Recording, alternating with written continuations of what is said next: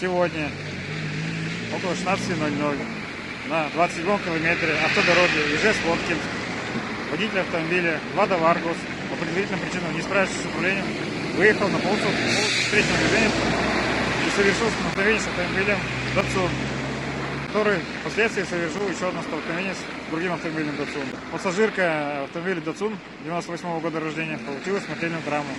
Еще 5 участников дорожного движения госпитализированы. На месте работы оперативной службы. Причины и обстоятельства ДТП устанавливаются.